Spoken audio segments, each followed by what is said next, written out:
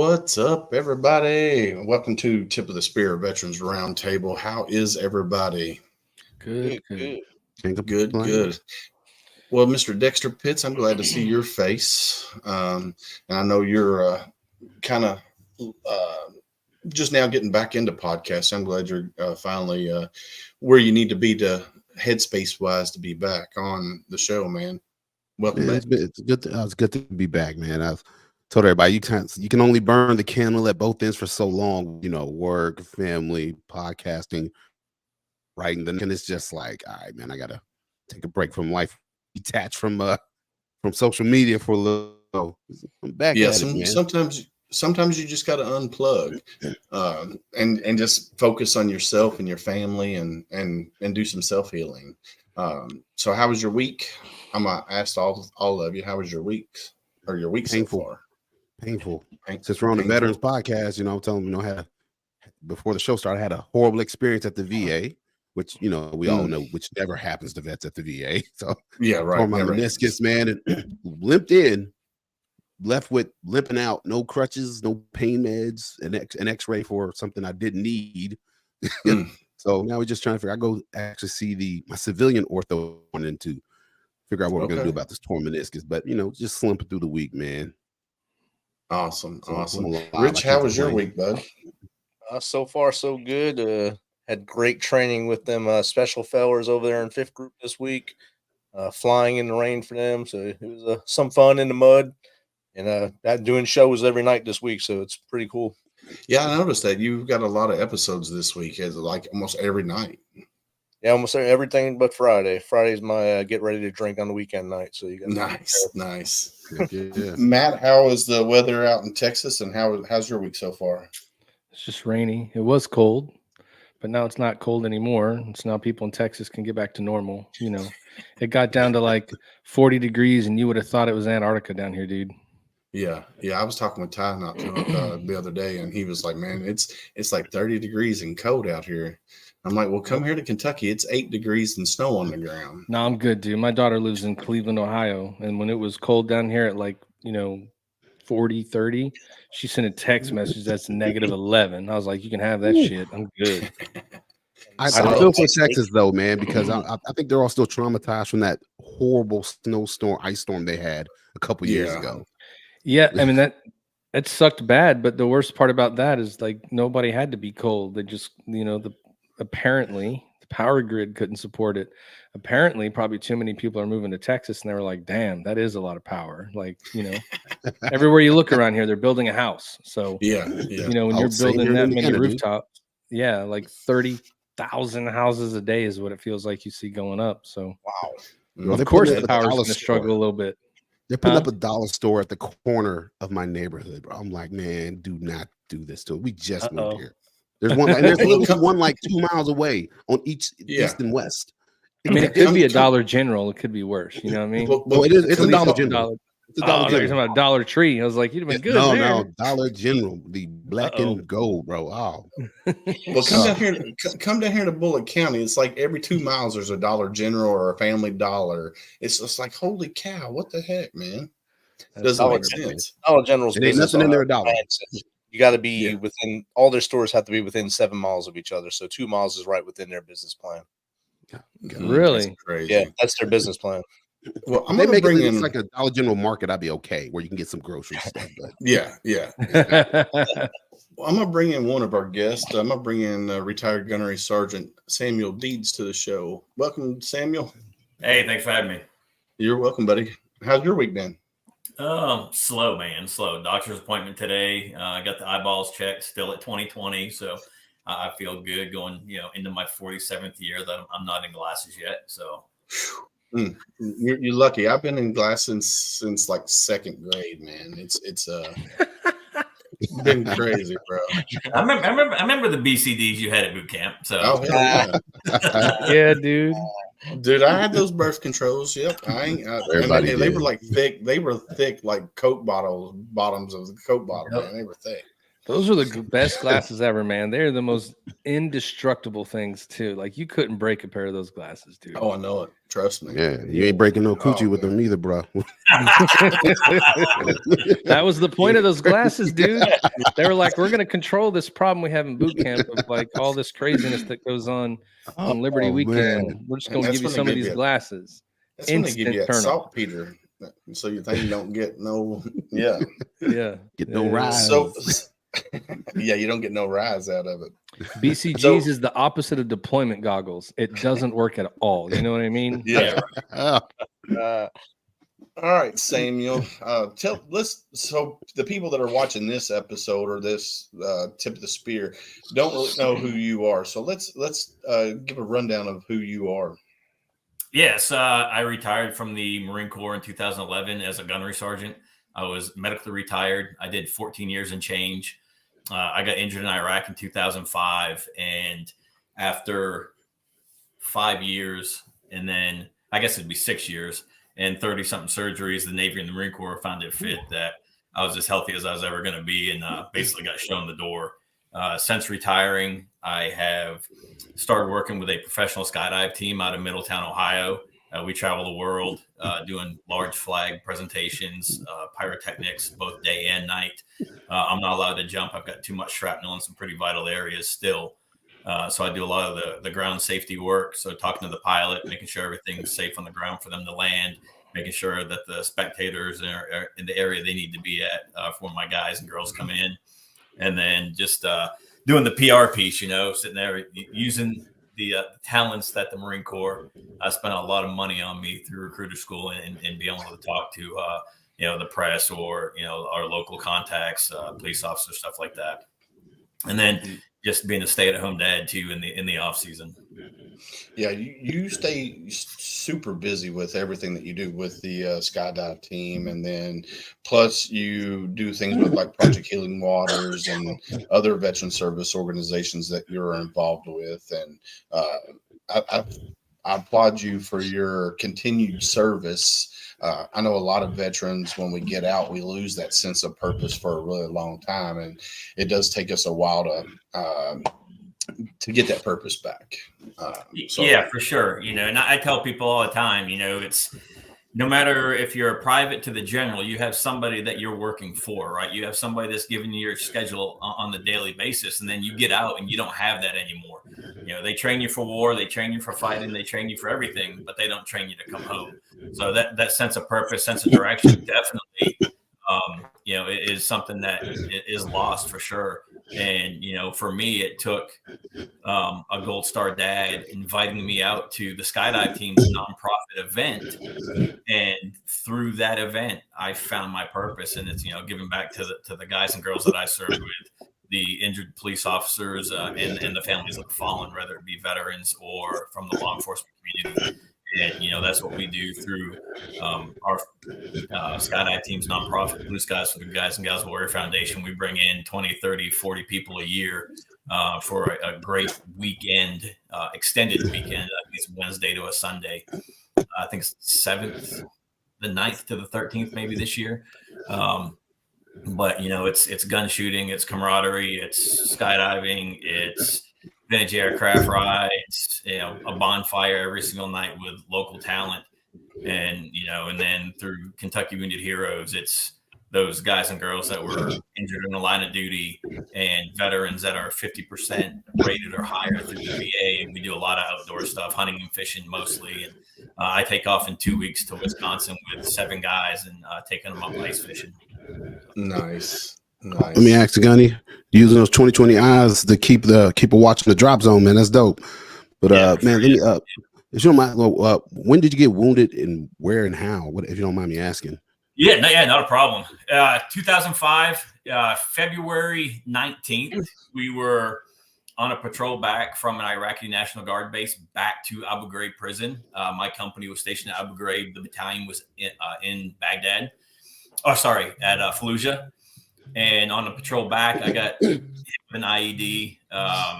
It was just a small one. It was, 2 feet off the road. And the Army Corps of Engineers came in and they put a layer of hot top on this dirt road. And that absorbed 90% of the blast. Unfortunately, myself and another Marine who ended up getting sent home I got slight injury, cut on the hand, grade 2 concussion, later diagnosed with traumatic brain injury from that event. And then fast forward to March 20th, same year, just outside Abu Ghraib prison, we were setting up a vehicle checkpoint. We came through that area earlier that day, and when we went back out, I noticed a rock pile on each side of the road that wasn't there earlier in the day. Didn't feel right about it. Went up, checked the rock pile, sent my guys out around it. And then once we got the vehicle set up on the other side of the rock pile, I heard a noise come behind me, and it was 2 of my Marines that were part of the rear security element patrolling back and forth between the 2 areas. Were entering the suspected danger area. So I went back to warn them. And as soon as they cleared, I turned my head and the device was detonated. They said it was like 5.5 on each side of the road. When they went back out to do their investigation, the wires were still sparking on the battery on the rooftop across the street. And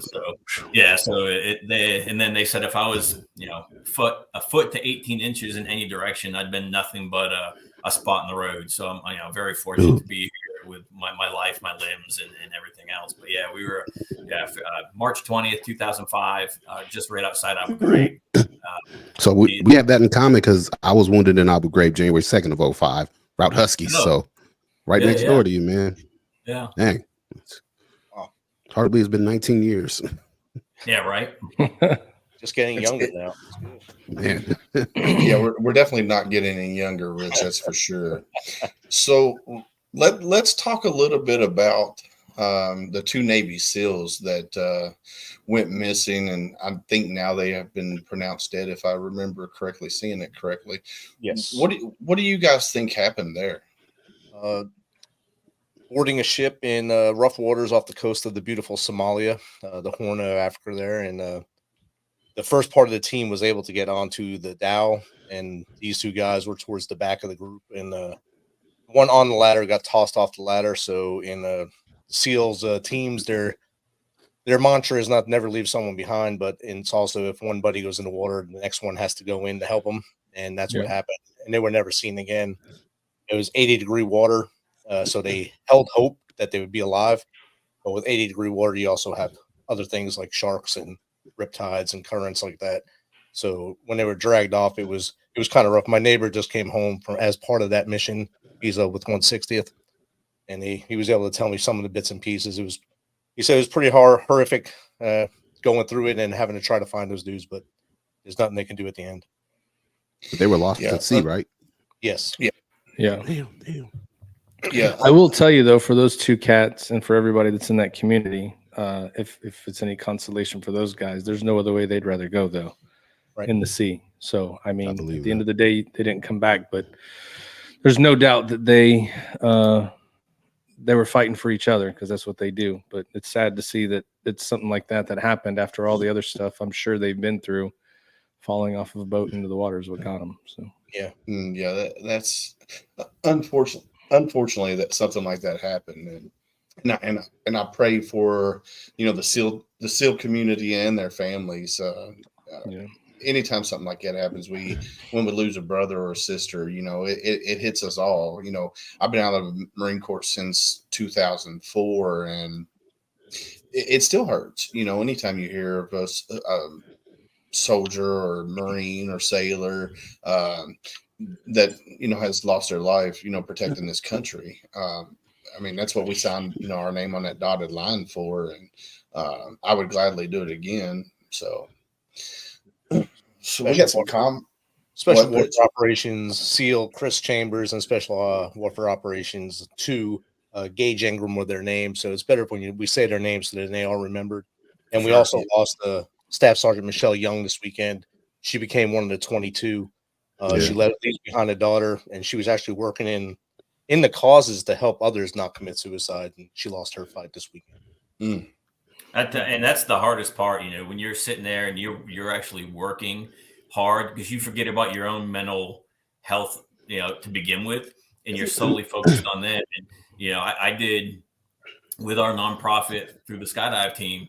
I worked with them for 8 straight years. And I finally had to take a mental break for myself because I was not only getting physically fatigued, but that mental fatigue. And, I've lost so many friends just the past few years to suicide. There was a guy that Willis and I served with, one of my roommates that took his life a number of years ago. And, I'm still in contact with his family. But one of my teammates on the skydive team lost his battle, and he was a Navy EOD guy, and just the demons, just too much for him. And it doesn't matter. Sometimes it's just that one thought, right? That 1 second of this is it, that I'm done. And there's a sergeant major that Willis and I served with too, that took his life. Suicide knows no rank, it knows no race, it knows no culture. Yeah, it's just one of those things that we all have to be here for each other. And it's hard to look and see the symptoms sometimes, but just that one phone call, hey, just checking on you, see how you're doing, might be enough to save somebody's life. Yeah. So I shared a video. There was a. Go ahead, Dexter. I was gonna say, man, there was a police chief that died the other day. Can't remember his name or where he was out of, but I think it was California. But he shot and killed himself in a restaurant in the bathroom, man. Wow, insane, man. And like I said, it affects everybody, police chiefs, and I'm sure everybody. I don't know if everybody's familiar with the name Mike Day, but he was a Navy SEAL. When Mike Day was shot, I think like 15, 20 times on a SEAL lot, man. I read his book 16 times. Dude's a badass. Like, you talk about a tough guy, and he had struggles, and he ended up losing his struggle last year. And I always tell my buddies, like, bro, if this guy, a Navy SEAL, one of the toughest guys in the world, lost his battle, what makes any of us think that we're immune to it if it's getting to the toughest of the military community? It impacts all of us. Well, I think a lot of times when you have guys that work in organizations like Samuel works in, and they're helping people, and they're out there, and they're out, cheerleader and pushing the message and helping, like you said, it's a mental and a physical toll. But sometimes people don't look at the people in the organization helping, because they're like, oh, they're out there helping people, so like they're championing the cause. And so sometimes I think it kind of gets overlooked that those people sometimes need to be asked if they're okay too. Just because you're the guy out there helping doesn't mean you're not the guy that doesn't need help. And so, it's just one of those things. Al just got on from our podcast. He tells everybody all the time, like, just call somebody. Just call and say hello. And I know there's people, he said, in the last couple of weeks that have called him. Scott, DJ on our podcast, is always telling people at the end of it, like, someone's expecting you to be there tomorrow. So you got to make sure you get up and you're there. And if you need help, you got to ask. But somebody just said it in the comments, we strive on pride. It's 100% true. James Thornton, you're very prideful people.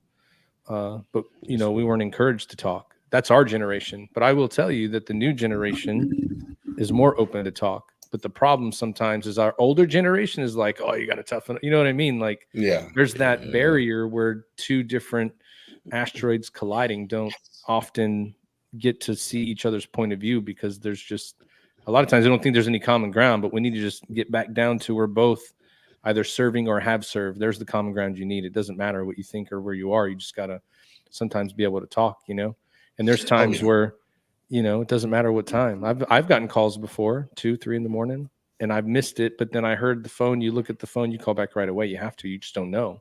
Yeah. And, like you said, Dexter, sometimes just that one call, hey, how are you? That right there, sometimes that's all it takes. Just for you to call and be like, what's up, fucker, or, I bet you're just as ugly today as you were yesterday, just to make that person laugh. And they're like, okay, I feel better now. You know what I mean? It just. Yeah. Well, I shared a video earlier that I saw. It was a reel on Facebook, and it was a captain. He was in his car, and he was talking that he was at a park. He was early for something, like 30 minutes early, and there was another person in the car in front of him, and he could overhear the conversation, and the person was crying, and that person got out. So he took his blouse off because he didn't know what that person's rank was. So he didn't want to, intimidate whoever was there. So he asked him, he said, well, how you doing? And the guy's wiping tears from his face, and he said, I'm fine, with a smile on his face. But he took it one step further. He asked that next question, how are you really doing? And a lot of us veterans, I've caught myself doing it. I'll ask that initial question, how you doing? And if they say they're fine, then sometimes I'll leave it at that. But a lot of it just depends on, if you look in their eyes, you can tell if they're not really doing fine. So you gotta take that extra step and ask that extra question. That might be the most thoughtful officer in military history. This man took his blouse off to hide his rank. What? Yeah. Well, Matt said, a lot of us, we're shut in. We learned from the Vietnam veteran crowd, right? So now that younger generation, they're learning from all you guys out there that have the podcast. They're learning from guys like me that's not scared to go out and tell about my life events and the things I've gone through and my struggles with post-traumatic stress and traumatic brain injury. So they're learning, right? Just like all of us dealing with the VA, you go to medical, now you're a sick bay commando. And we're all telling the new guys, get it documented, period. If it's not documented, it's not going to work. So that younger generation's learning from all of us and the things that the trials and tribulations that we've gone through as veterans from, private to whenever you got out. And then, of course, dealing with the VA, however long you're dealing with it. It took me 12 years to get it to 100%. And that's 43 surgeries and countless hospital stays. I retired at 70% and finally got to 100 there a couple of weeks ago. So it's an ongoing fight, and you have to be your own support network on that, because no one's going to do the legwork for you. Yeah. Al, thanks for jumping on, buddy. How are you today? What's up, motherfucker? Hey, living a dream. He was probably taking his daily walk in those expensive ass Luke Casey boots. Got to keep him broke. Bro, hey, I literally, I'm gonna be buried in them boots. You know what I'm saying? Hey, you better. Hey, I'll never buy real Gator boots again. You know what I'm saying? I heard, Manny Fresh and my childhood, they preached about in Gator shoes. Never again, bro. Yeah, but that's an example of like getting drunk and having a card for QVC. You can't do that, bro. You got to lock that card up when you got them booze in your hand, dude. Hey, for one, all my child support checks was bouncing and shit, bro. I was like, damn, I'm sorry, ladies. Daddy got new shoes though. Daddy go look fresh in the unemployment line. You know what I'm saying? You got the brand new boots and cut off jean shorts. You need some ramen. All right. Yeah. Hey, never drink whiskey and go on Luke Casey's website, because I promise you, only bad things transpire from there. You know what I'm saying? Now who's Luke Casey? I need you to put me on game. I don't know anything about Luke Casey. So I'll be honest, Dex. I don't know. So I was listening to a song one time, and I heard this dude named Luke Bryan mention Luke Casey boots. So I was like, I wonder what those are. So I googled the shit. It was like, them boots range from like $2,000 up to like $25,000. Mm. And he had I bought two. They come with insurance plan, bro. That right? They come with a term life insurance plan. I called first thing in the morning. Was like, hey, I made a mistake. I know. I said I wanted two pair. I only want the one. Like, they took it off. So yeah. I stick with boot country, man. Hopefully you got the reach around after the second one. Yeah, you should have got a picture of the dude that caught the gator to make the boots. It should have come certified. You should have got all that, dude. I wore them one time to the Masonic Lodge, and I'm gonna wear them to a wedding, and that's maybe to church once or twice, just so I can show the pastor up. So he don't know he ain't on my level. Hell, Hey, but no, I was gonna say what Samuel, what you was talking about. It's a fact. So and I came up in that same era, right? And I don't know if it was the Vietnam era. The gray this looks old, but it ain't that old, right? But I'll tell you what, it was. But even before that, coming up I was a CV like Matt Johnson, and then I went through their SRT and did long range reconnaissance with them and did some other shit. It was the same thing. You didn't go to medical because it's like people who fly. Like if you go to medical, now you can't be in flight status. Yep. If you go into medical, now you're not operational, or you're not deployable, or you can't go out and operate. So it's a stigma that says don't do this because you'll lose your career, or you won't be able to be as successful in your career.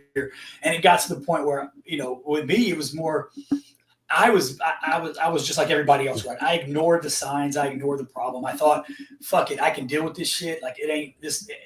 it's all in my head, right? Or it's all in somebody else's head. Because it was really my family saying, you're fucked up. Like something ain't right with you. Like nobody acts like you act. Nobody's as, the signs were there. I just didn't see them. And it took my, pretty much my wife saying, hey, fucker, like you need to go get some help or I'm going to divorce you for the third time type of shit. You know what I'm saying? Like, yep. And eventually what I did was I was like, you know what, fuck it. I'm going to go. And I ended up going inpatient at a place in Panama City. I live in Florida, a place in Panama City called Emerald Coast. And they have a military resiliency unit. And it was eye-opening because the signs that I didn't see, because to me, I'm normal. This is just who I am, who I've always been. I'm going to be me till I DIE type of deal. And they really shed light on it. And then what it did for me is it made me become a spokesperson for others to get mental health. Because when I was in inpatient, I had two team guys, two operators. A buddy of mine named Luke. I won't mention last names because he's a dev group guy. He's a six guy, right?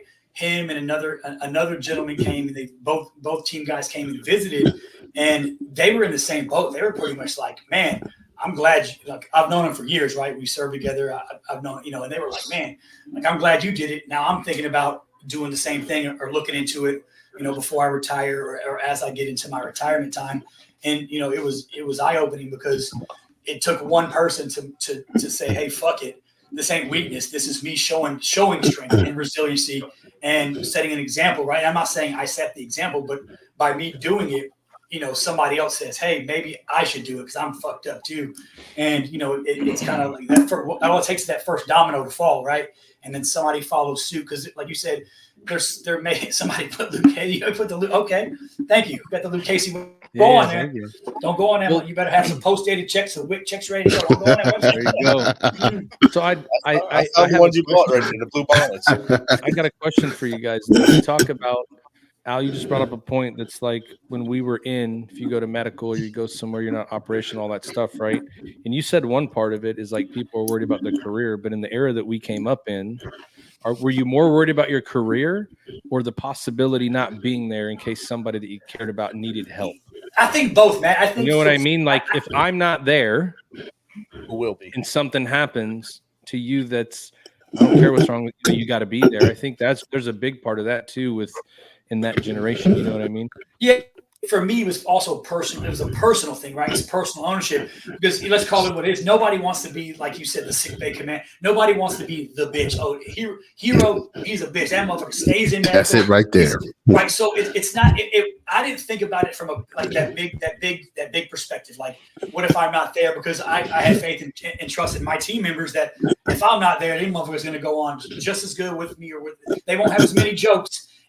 But it'll be just as good, right? The fact of the matter was, it was like me thinking in my head, mentally, like, hey, I don't want Gunny or I don't want Massey to be like, this is a bitch, he's a fucking punk. Like, and and unfortunately, as a leader, I was guilty of doing that same shit to troops as well. Like when one of my, hey senior, or hey chief, or hey whoever, I need to go to medical. The first thing out of my mouth was like, oh, you don't want a PT, or you don't want to go to the armory, or you don't want to go clean block weapons. You're being a bitch. Go ahead, go to medical, be a punk. And a lot of times they're like, okay, I won't go. That was wrong as a leader. That was just horrible for me to do and say. But that's how I was brought up and raised too. That's the way we were treated. And like I said, it takes one domino for somebody to break that cycle and say, hey, you're hurt. Your fucking knees are fucked shot. Your back shot. Take your ass to medical. If I hadn't have done it, like started going to medical, like Samuel said, it took him 12 years. Bro, it took me 12 fucking minutes to get 100%. You know what I mean? I submitted my shit in September and my shit was, rolling. But if somebody hadn't sat me down and said, hey, you're being fucking stupid and you're not setting a good example, you're not being a leader by hiding all your problems and pretending that they don't exist, take your ass and get the help you need. So that way you're more effective as a war fighter than if you're broken and you're hurt and you can't do it, right? Right? You got a mental block in there, someone that's stopping you from being as effective and functioning as you are. Go fix it, remove that blockage, and let's go back to work type of shit. But, we just didn't do that type of shit. You know what I mean? Yeah. But see, what's crazy is, man, but like, I remember when I got wounded January 2nd of 2005, bro. Like, and as soon as the initial incident was over and I was in the BIOP at the 91st Combat Support Hospital. Good old BIOP. Guilt instantly set in for getting hurt. Yep. Yep. I felt like I did something wrong, although I did nothing wrong. Samuel, I'm sure you can identify with this as well. Anybody that's been wounded. And I remember when they were wheeling me away and I realized I was not going to be with my guys. I was talking to Captain Shaw. I'm sorry, sir. Yep. Hey, I'm sorry, man. Same. And I'm apologizing. And I did nothing wrong. We were just sitting there and we got our asses blown off. Where were you at? And I felt like I was responsible for that and that something was going to happen to them because I wasn't here. And that was the worst feeling, sitting in my hospital bed, watching these guys on the news every day. And then when I got put out and when I got my medical and then they go back and deploy to the Triangle of Death in 07 and guys start dying and I'm not there, I took it as this is all my fault. I should be there. Yep. And that's just kind of part of that military. That's kind of what's put in us, embedded in us. That your battle buddy, you're responsible for everything, the good and the bad. And unfortunately, I'm going through that now at work where I shouldn't be working. I have a torn meniscus. Yeah. I've been a cop for 15 years, but you know what? I've still been working because I'm like, man, if I'm not here, if something happens, I'm going to feel guilty. Yeah. And so I still work through injuries. I feel like a liability sometimes, but I can't help it. I just can't sit at home. I called in tonight because it was bad enough to where I was like, I can't even move my leg. So where were you at when you got injured, when you got wounded? Abu Ghraib Route Huskies. Yeah. Okay. Yeah. Because obviously you said 05. I was in 05. I was 04, 03. I was in Fallujah to 04. Then 04 to 05. I was in Ramadi. So that Sunni Triangle. Oh yeah, I'm very familiar. Oh yeah. Very, very familiar. But you're absolutely right. It's ingrained in us, right? That's just like suck it the fuck up. That's just ingrained in us, no matter what, right? I mean, we all walk. I mean, my brother Ty, he's all fucked and broken up and have his back issues still. He's still dealing with it today. That's why he ain't on today. But even him, he just sucks it the fuck up, right? Because that's just how you're trained. But to that younger generation, the new generation coming in, obviously we don't want you just to run to medical every time you get a damn splinter. But if something's fucking wrong, listen to your body, right? Listen to what your body's telling you, right? It took me, I don't know, fucking 10 years before I ever went to medical. My feet were going numb for I don't know how long. And every time I went to medical, the corpsmen were like, here's some Motrin, change your running. Yeah, Motrin. I'm like, I done had a half a bottle for breakfast for Motrin, and I done changed my running shoes 6 times this week. I don't know. And finally, in MRI, they're like, you got 3 ruptures and a pars fracture and spinal stenosis. I'm like, that's all that shit. Those are big ass words for a boy from Georgia. That shit sounds scary, right? But if I would have listened to my body, I don't know, 2, 3, 4, 5 years before that, it may have been something that I could have caught or I could have, changed up the way I was lifting or the way I was doing shit, and I would have been more functional. But now I feel like you're on borrowed time, right? Like you said, your knee got a damn torn meniscus. It's a matter of fucking time for you chasing down a fucking 4th time. Yeah, you're chasing somebody down, and your knee gives out, and now they get away, right? It's a shitty cycle. See, man, maybe I should have bought some of them boots that you got, bro. Them $2 grand boots. You don't want to run. Happen, though. Hey, you'd have been good to go. You'd have been padded, dude.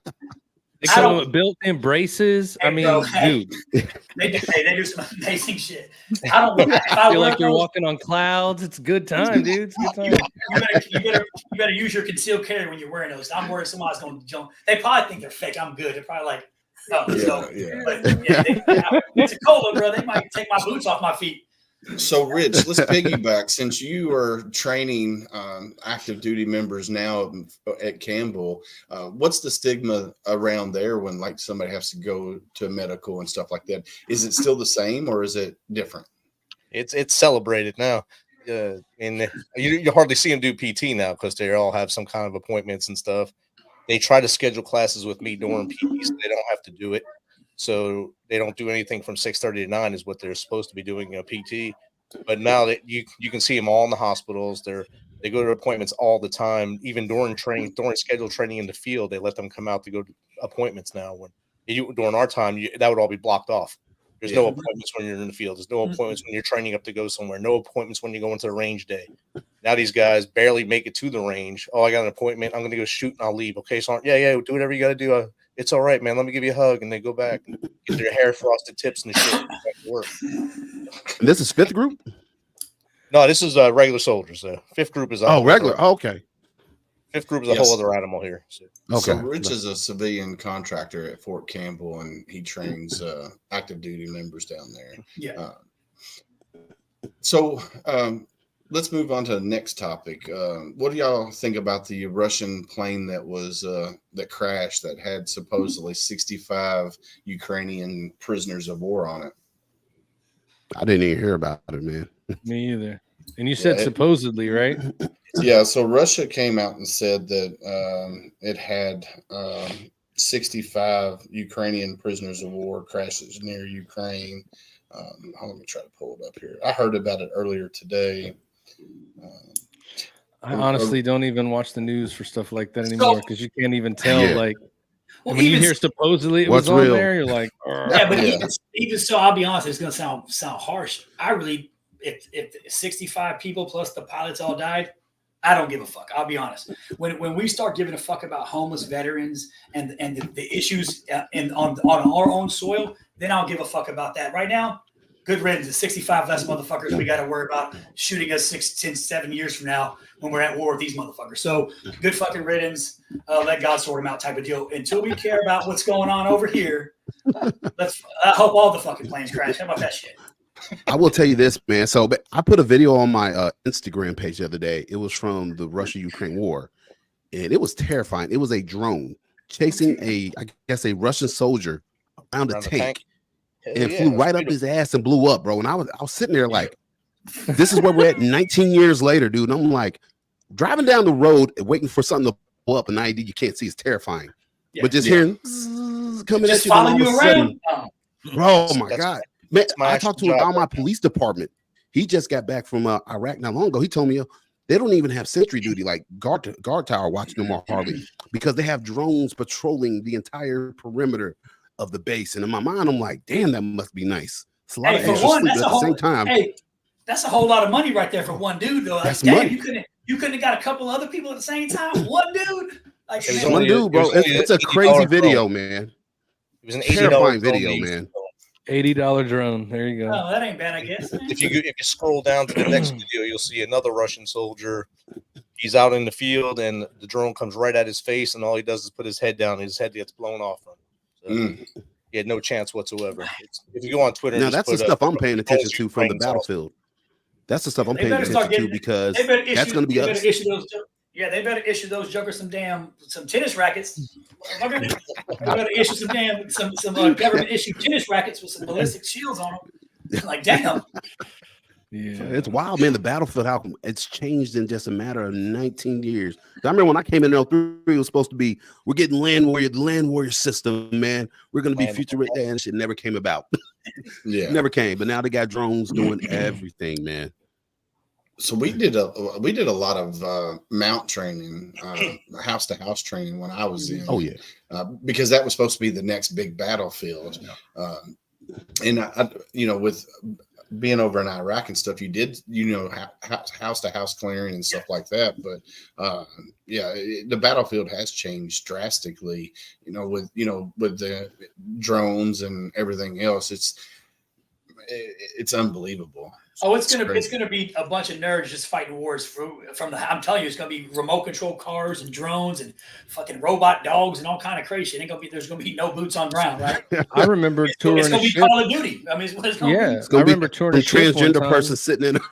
Yeah, They were adjusting her bra and scratching her balls and fucking knocking motherfuckers down. You know what I'm saying? I think it was the Blue Ridge or one of the ships we were on at one point. It was during like a fleet week when we were recruiting and we were going to talk to like the chief's mess and all those people on there. And they were talking about like some of their systems. And they were like, the PQS is literally the final test is like playing Call of Duty and seeing if you can shoot these people at like a 93% or some shit. So they just sit in the video game and they're shooting people because when you sit in the turret there, you're like beep, beep, beep, beep. It comes up and it's time to go shoot. Like you're literally playing a video game when you're shooting like those CWIS systems and all It's insane. It's insane, man. So then they're like, so I guess there is something to play video games and join the military. And I'm like, certain Gauss systems, it's a PSP controller that they're looking at. Connected to the gun. Who knew? I just want to say that did not work good for the people in that cheap ass submarine, though. New. Hey, you know what's really crazy is we say 03 and like these years, like it seems like it was that long ago. Bro, I mean, I'm with Dex. I remember like we were fucking welding fucking pipes and shit to the front of our Humvees and fucking making up. It looked like the Road Warriors. Like, I mean, we were I was trading fucking boots, like them Oakley. Let's test these Oakley shit boots out. I traded my Oakleys to an Aussie soldier at the border for 2 hand grenades. Like we were bartering, like it was like back in the Cold War era, man. And now they've got like we got super excited when we got like nice MVGs. We're like, oh shit, like it's going down. You remember when you used to get like equipment in the military? And I remember in the CBs, we would go pick up stuff from the port, new equipment. And you'd get in the equipment to go load it onto the tractor trailer to take it back to the camp. And you look down to the right, you're like, this motherfucker's got like 1,000 hours on it. They're like, yeah, we got it from the Marine Corps. I was like, oh, it's brand new repainted. Got it. That's cool. And we got it from the Army. Yeah. Been like 3 we set the hours back. Houses bust. It doesn't work no more. You're like, what the okay. Brand new though, huh? Brand new. This is it grows like this, and this darkness is for eating asshole. You eat flat ass, bro. It's just taste. Stop being mean. Stop being mean, Paul. That hurts me. And everything's offensive nowadays, okay? That's what I've heard, though. A skunk hump in your face. That's good. That is good. I'll try anything once. Fucking, I was in Thailand, so, I mean, shit, dude, let's go.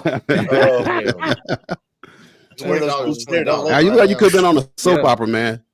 $20, baby. You know what I'm saying?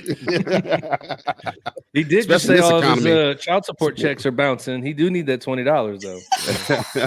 I'm gonna sell my white food. You know what I'm saying? Oh shit, far. Oh man. Oh, so Deeds, what do you got coming up soon? I know you got some stuff coming up, don't you? Yeah, taking a bunch of vets ice fishing the 5th to the 8th of February up in Wisconsin. And then I come back from that and I go to a reunion out in Colorado. And then I go on a cruise with the wife and kids for my son's spring break.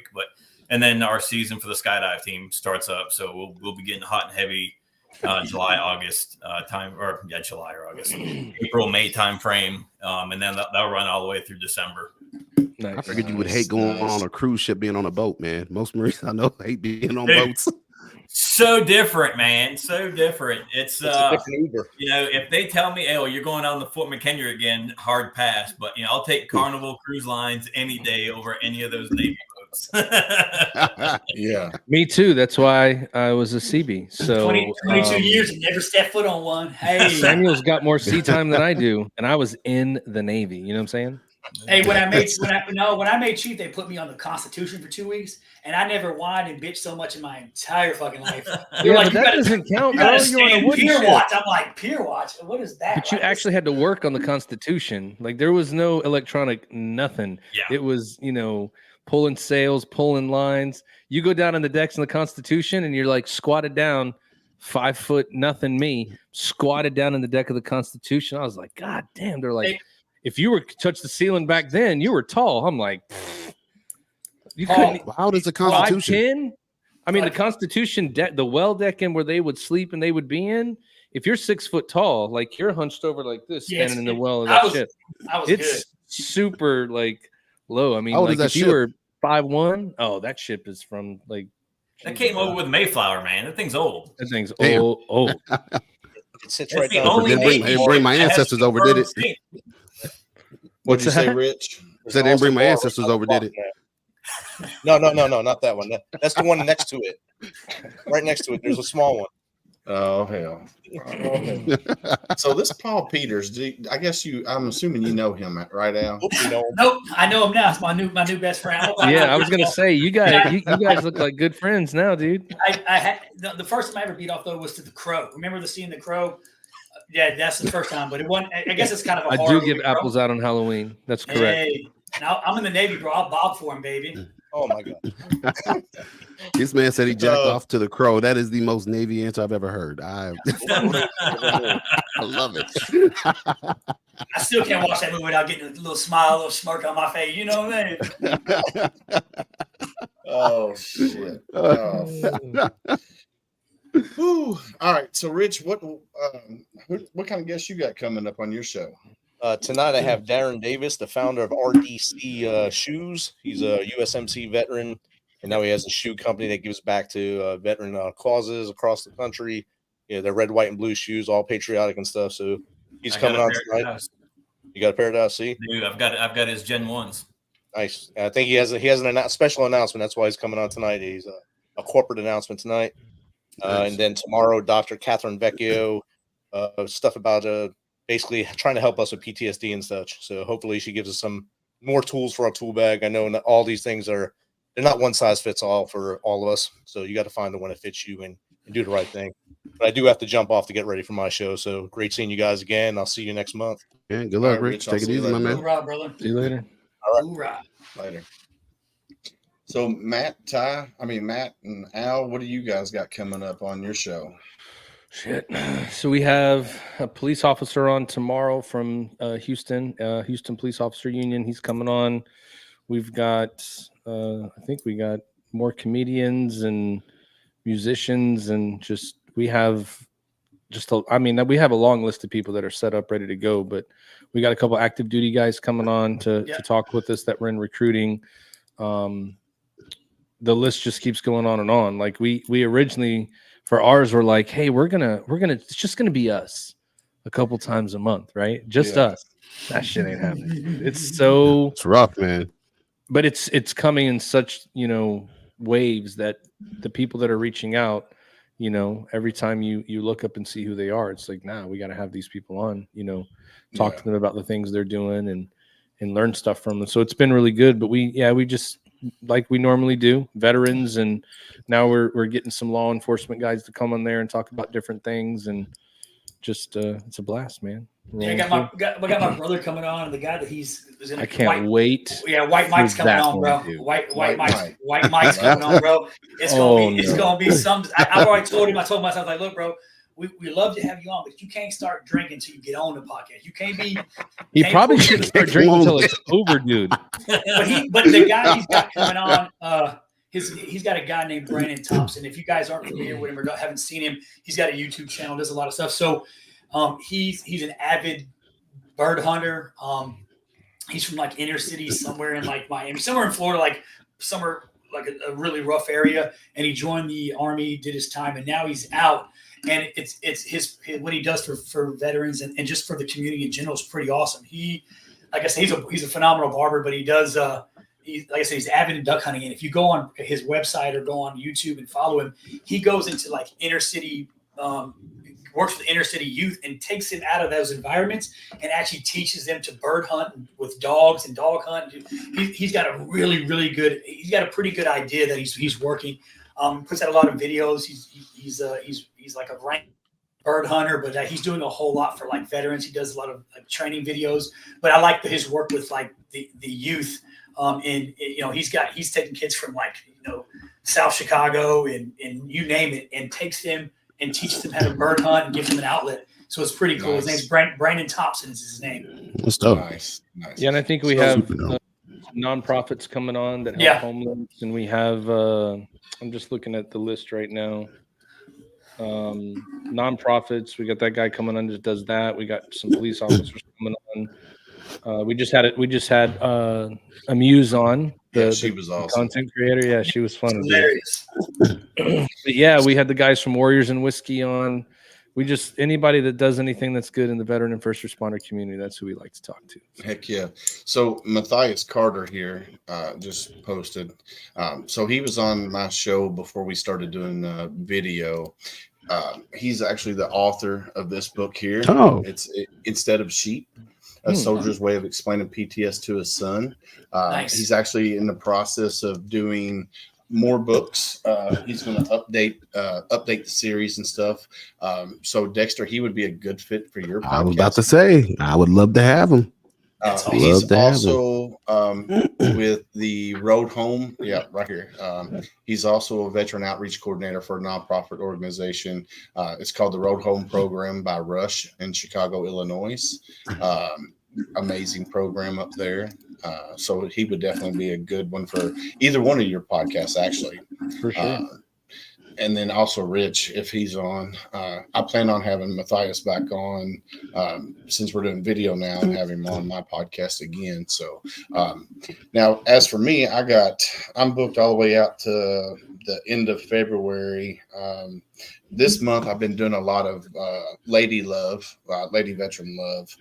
So I had the women's coordinator for Kentucky Department of Veterans Affairs. I had her on. I had She Served Sheroes was on Monday night. Yeah, Monday night. She's the veteran. She was supposed to come on tonight. I don't know what happened, but Brooke Jackson Kahn was had them on. So yeah, I had a lot of female veteran service organizations, and then this Monday I got Tabitha Bartley, who's a Marine Corps veteran. She's coming on. I got Lady Veterans Connect to round out the month, and on the 29th. And then I got Core Spice, which is a Marine Corps veteran who started a spice company for like meats and stuff like that.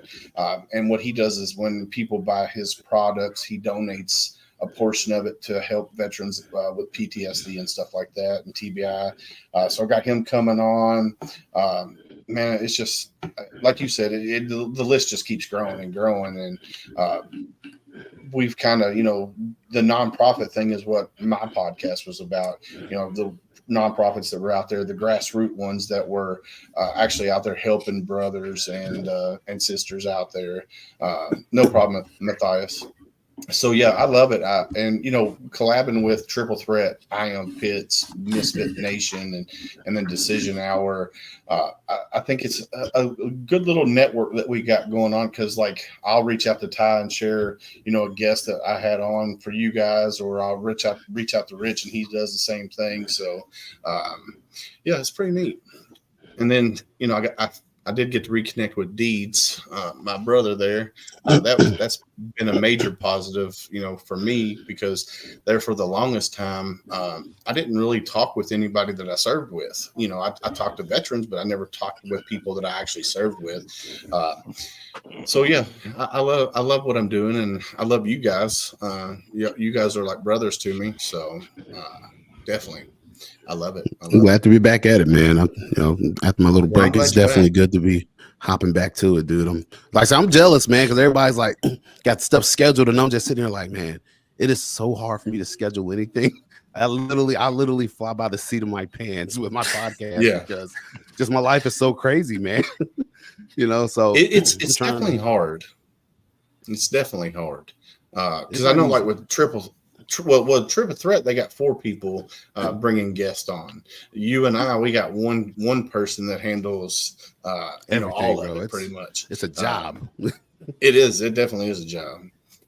Deeds. And I do solo podcasts, so do something. Same. I'm trying to get back to that. Deeds, I want to thank you for coming on and hanging out with us for this hour. Yeah, man. Thanks for having me. Me and you need to get together soon. And our brother Danny Robinson, Crazy Danny, he's coming to town. He'll be here Monday. So I'm kind of excited about that. So, but yeah, I want to thank you for coming on, Deeds, and I hope you have a good night, brother. Yeah, you too. All right, man. Later. Yep. And Deeds, he's there you go. I was going to ask him, man. No, he's still here. I need to get on that hunting trip. Man, I said I need to get on that hunting trip for disabled vets over 50% in Kentucky. Wait, you got a Purple Heart though, right? So you automatically qualify for that. So yeah, if you're in Kentucky, Kentucky Wounded Heroes, I can't remember if it's .net or .com, but there'll be a thing there that says get involved. And you just fill that out, and then it goes to my buddy Marty. He takes a look at it, and I'll just tell Marty, hey, be on the lookout for an application from Dexter. He's good. I talked to him already. But yeah, we got a place over here in Scott County. He gives us his property for all 3 weeks of Modern Gun. And then we have a bunch of fishing trips throughout the year. We do, like I said, this ice fishing one that's coming up. We do walleye fishing up on Erie. We do a shark fishing trip out in New Jersey. We do a tuna fishing trip out in New Jersey. We got a bunch of crappie stuff. So we've got a bunch of stuff going on just here local in Kentucky. And then shark fishing in Jersey. I know, right? Threw me off too. I'm like, man.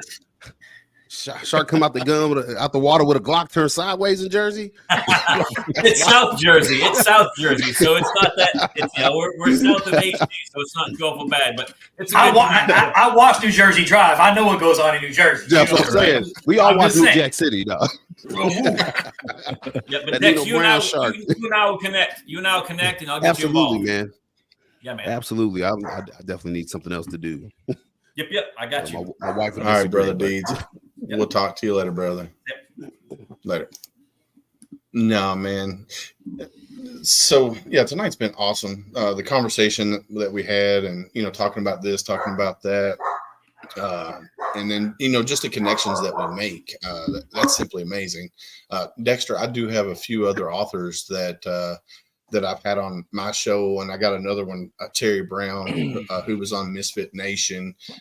She's going to be on my show for too long, so I'm definitely going to have to send some your way. Absolutely, there. So please do. Yeah, we could. You should. If you talk to a lot of authors, Dexter, you should look up Rocco. He'll come on. He's touring for his book right now. We had him on. I just sent him an email today. I just sent him an email. So yeah, so hopefully I hear back from him. He's super busy, so sometimes you got to text him a couple times just because he's got so much on the calendar, and he pretty much handles all of it. And I know that he's still in between all of it, goes to the border and helps out. So like that, I know he's going to be up at.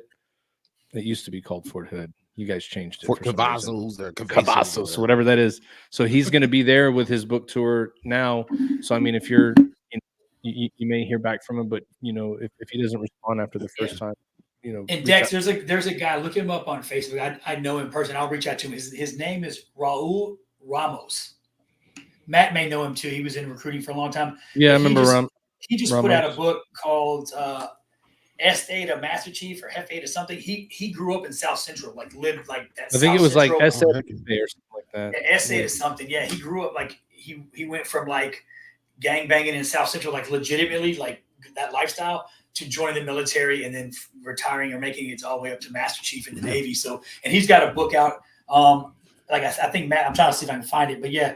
I know what you're talking about. I've seen it. Yeah. SA to Master Jefe. Like he's got some pretty cool, he would be worth reaching out to as well. As far as I'm down for all of it, man. Love my military authors, man, and police authors, bro. Yeah, definitely. We were supposed to have my damn high school baseball coach who's written like 4 Air Force books, and then he didn't end up not being. He's old, bro. He probably forgot. Either that or you were such a bad student. He was like, I don't even want to be associated with that dude on the team. Right, right. I was an average student and a below average baseball player. So he's probably like, fuck this dude, bro. He's like, he's not even one I could brag about. Yeah, I can't even brag about it. Oh, yeah. Well, the guys, thing he did was warm the bench. Hey, I got a jersey, bitch. Oh, yeah. Well, let's wrap this this was up. what I needed, man. This was what I needed. I'm glad you're back, Dexter. Man. Absolutely. So we're going to start with you, Dexter. Let's give a shout out to whatever you need a shout out to, and tell everybody bye and all that good jazz. We'll start out with you, man. Just give a shout out to all my vets out there, all my law enforcement officers out there still holding it down, man. Appreciate you all. Like I said, you want to follow, hit me up at iampits.com and follow me on Instagram at iampits1, the number 1 on Instagram. Other than that, keep it simple, man. All right, man. Appreciate it. Where's Matt going? I keep all right, Matt, you're up, brother.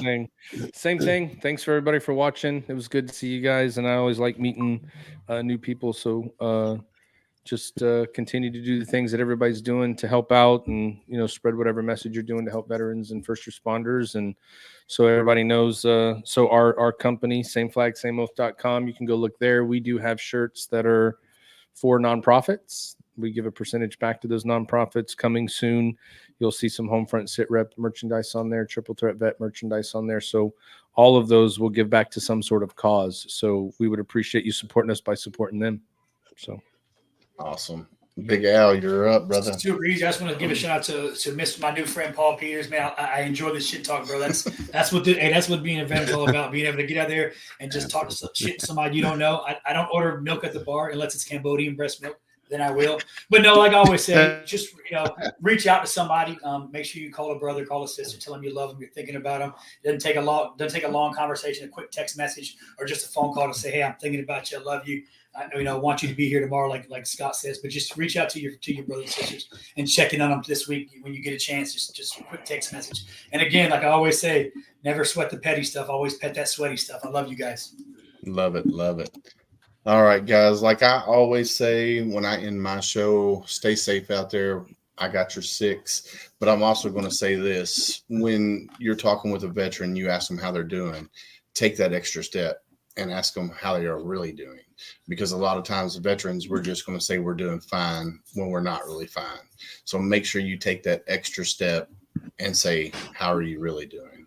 So I want to thank Triple Threat Vets podcast. I Am Pitts podcast. I want to thank Sam Deeds for coming on, the MisFitNation. We will see you next month. I think peace out, Michael. I think Triple Threat Vets is going to host the next one. So we will get the date set up and ready to go. But you guys have a great night.